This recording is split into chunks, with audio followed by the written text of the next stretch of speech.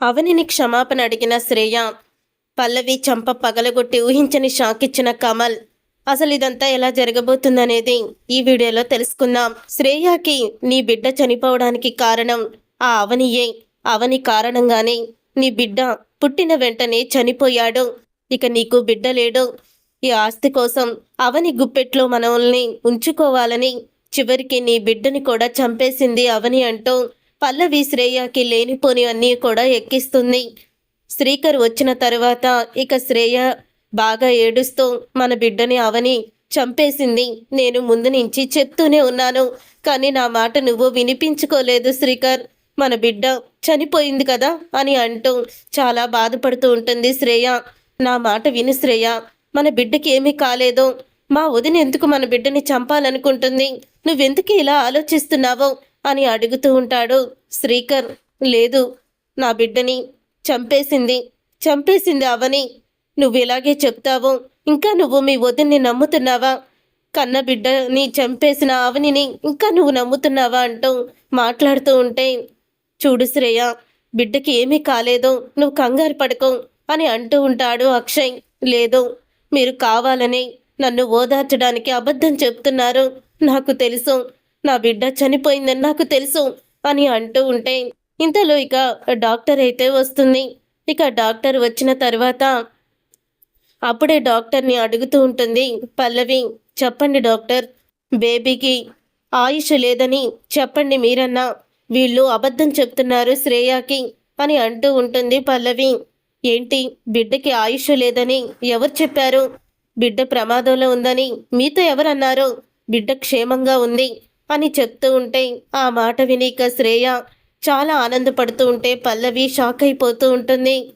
అదేంటి డాక్టర్, అదే పుట్టిన బాబుకి లివర్ ఏదో ఇన్ఫెక్షన్ ఉందని ఏదో చెప్పారు కదా అని అంటూ ఉంటుంది పల్లవి. అవును, పుట్టిన బాబుకి లివర్ ఇన్ఫెక్షన్ ఉంది, కానీ ఇప్పుడు ఆ ప్రాబ్లం లేదు. ఆ ప్రాబ్లం సాల్వ్ అయిపోయింది. ఇప్పుడు బాబు సంపూర్ణ ఆరోగ్యంతో ఉన్నాడు. ఇంక తనకి ఎటువంటి ప్రమాదం లేదు. నిండు నూరేళ్ళు సంతోషంగా ఉంటాడు అని చెప్పడంతో ఇక ఒక్కసారే పల్లవి షాక్ అయిపోతూ ఉంటుంది.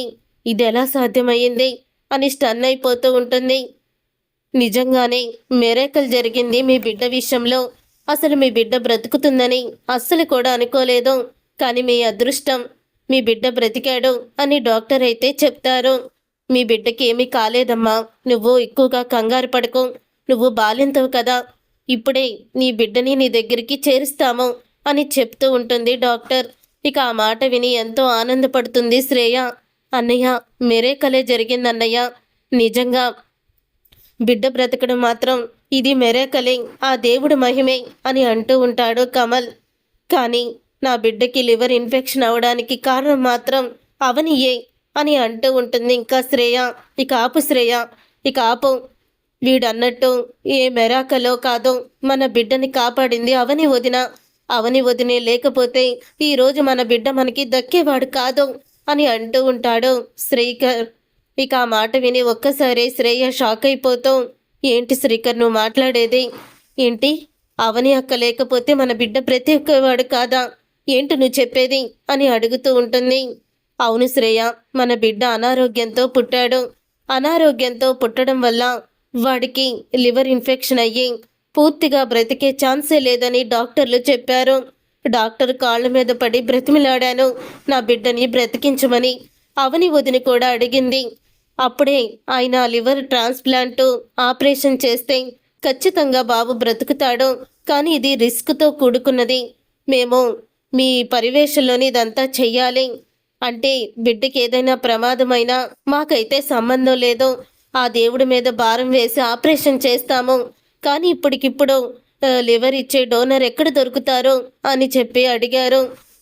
అంటే వాళ్ళ లివర్లో కొంచెం ముక్క తీసి ఈ బాబుకి మేము ఆపరేషన్ చేసి పెడతాము. బాబు పెరిగే కొద్దీ లివర్ కూడా పెరుగుతుంది అని చెప్తూ ఉంటుంది డాక్టర్ అయితే. అప్పుడే డాక్టర్, నా లివర్ నా కొడుక్కి పెట్టండి అని అంటూ ఉంటాడు శ్రీకర్. ఇది అందరిది మ్యాచ్ అవ్వదు. రక్త సంబంధికులు అయినా సరే, బయట వాళ్ళైనా సరే, ఎవరిది కూడా పెద్ద మ్యాచ్ అవ్వదు కానీ ఒక్కోసారి బయట వాళ్ళది కూడా మ్యాచ్ అవ్వచ్చు అని చెప్తూ ఉంటే అప్పుడే అవని నన్ను కూడా టెస్ట్ చేయండి, ముందు మా ఇద్దరిని టెస్ట్ చేయండి అని అంటూ ఉంటుంది. అప్పుడు ఇంకా అక్షయ్ కూడా వచ్చి నన్ను టెస్ట్ చేయండి, నేను పుట్టిన బాబుకి పెదనాన్నని అని చెప్తాడు. అలా ముగ్గురు కూడా టెస్టులు చేయించుకుంటే అక్షయ్ది అసలు కలవదు, అలాగే శ్రీకర్ది కూడా కలవదు. చివరికి బయటదైన అవనిది కలుస్తుంది. అప్పుడే ఇక అవనిది కలవడంతో అమ్మ అవని నీదే ఒకటే కలిసింది అని డాక్టర్ చెప్పడంతో వెంటనే ఆపరేషన్కి సిద్ధం చెయ్యండి అని అంటూ ఉంటుంది. అలా అన్న తర్వాత ఇక అప్పుడే శ్రీకర్ వదిన నువ్వు లేకపోతే ఈరోజు నా బిడ్డ బ్రతికేవాడు కాదు. శ్రీకర్ బిడ్డ బ్రతకడానికి నా ప్రాణాలు సైతం నేను అడ్డు పెడతాను శ్రీకర్, ఇదేమీ నాకు పెద్ద సమస్య కాదు, నువ్వేమీ కంగారు పడుకో. శ్రేయ స్పృహలోకి రాగానే ఆరోగ్యవంతమైన తన కొడుకుని చూసి ఆనందపడాలి. శ్రేయ నాకు సొంత చెల్లెలతో సమానం, శ్రేయకి కడుపు కోత నేను ఇవ్వను, తన బిడ్డనే ఇస్తాను అని అవని అయితే చెప్తుంది. ఇక చెప్పి ఆపరేషన్ థియేటర్లోకి వెళ్తుంది. వెళ్ళిన తర్వాత ఇక లివర్ ట్రాన్స్ఫరేట్ అయితే జరుగుతుంది. అప్పుడు ఇక ఈ జరిగిందంతా కూడా శ్రేయకి శ్రీకర్ అయితే చెప్తాడు.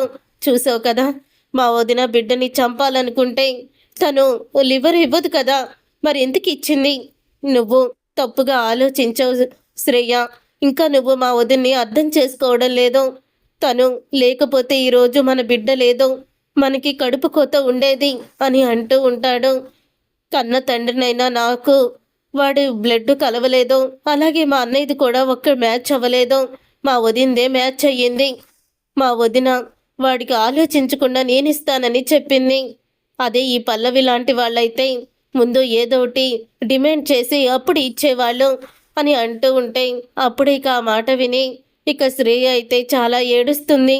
నేను వెంటనే అక్కని చూడాలి శ్రీకర్, నన్ను అక్క దగ్గరికి తీసుకువెళ్ళు, నేను అక్క విషయంలో చాలా పెద్ద తప్పు చేశాను, నన్ను అక్క దగ్గరికి తీసుకువెళ్ళు శ్రీకర్ అని అంటూ ఏడుస్తూ ఉంటుంది శ్రేయ.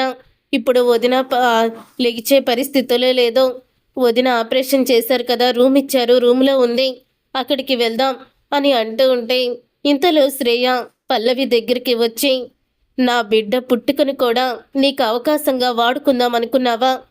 బిడ్డ ఆరోగ్యంగా లేదని వీళ్ళందరూ బాధపడుతుంటే ఇదే అవకాశంగా తీసుకొని అవని అక్క మీద లేనిపోని నిందలు వేసి అవని వల్లే నీ బిడ్డ చనిపోయిందంటూ నాకు లేనిపోని ఆలోచనల్ని తీసుకువచ్చి అక్కని నేను ఇంకా అపార్థం చేసుకునేలా చేసావు కదా. ఛీ, జీవితంలో నువ్వు మారవో, చూడు మార్పు తెచ్చుకో, లేకపోతే ఏకాకిగా ఉండిపోతావో, నా అన్న వాళ్ళు ఎవ్వరూ కూడా నీకుండరు అని అంటూ ఉంటుంది.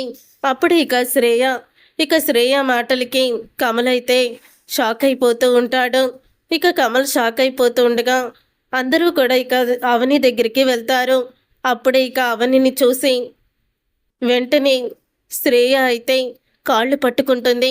కాళ్ళు పట్టుకొని నన్ను క్షమించక్క, నువ్వు లేకపోతే నా బిడ్డ లేడు, కానీ నిన్ను అపార్థం చేసుకొని నిన్ను చాలాసార్లు నా మాటలతో చేష్టలతో చాలా బాధ పెట్టాను, ఆస్తి కోసం నిన్ను ఎంతో ఇబ్బంది పెట్టాను, కానీ ఈరోజు ఎంత ఆస్తున్నా నా బిడ్డ బ్రతికేవాడు కాదు, కేవలం నువ్వు చూపిన ప్రేమ వల్లే నా బిడ్డ బ్రతికాడు, నీ మంచితనమే నా బిడ్డని బ్రతికించింది అని కాళ్ళు పట్టుకొని ఇక క్షమాపణ అడుగుతుంది కన్నీళ్లతో శ్రేయ. ఇక శ్రేయ అలా అనేసరికి అప్పుడే ఇక అవని అయితే శ్రేయ అలా బాధపడకూడదమ్మా, నువ్వు బాలింతరాలివి, ఏమి బాధపడుకో, కానీ బిడ్డ క్షేమంగా ఉన్నాడు, నాకు అదే చాలు అని అంటూ ఉంటుంది అవని. అప్పుడే ఇక కమల్ అయితే ఇక పల్లవి అలా చూస్తుండగా పల్లవి చెంప పగలగొడతాడు. పల్లవి చెంప పగలగొట్టి ఇలా అంటూ ఉంటాడు, దీన్ని కూడా నువ్వు అవకాశంగా తీసుకున్నావు కదా, చిన్న పిల్లాన్ని కూడా నువ్వు వదల్లేదే, నువ్వు నాకు భార్య ఎలా వెయ్యవే, చీ దుర్మార్గురాలా, ఇక నీకు పుట్టగతులు ఉండవు అని తిడుతూ ఉంటాడు ఇక పల్లవిని. చూసారుగా ఫ్రెండ్స్, రాబోయే కథలో ఖచ్చితంగా ఇలాగే జరగబోతుంది. మరి ఇప్పుడు పల్లవి ఏం చేయబోతుంది, అసలు ఏం జరగబోతుంది, ఇప్పుడైనా పల్లవిలో మార్పు వస్తుందా అనేది రాబోయే కథలో తెలుసుకుందాం. ఈ వీడియో మీకు నచ్చితే తప్పకుండా లైక్ చేసి ఛానల్ని సబ్స్క్రైబ్ చేసుకొని పక్కనే ఉన్న గంట సింబలపై ఆలని క్లిక్ చేయండి.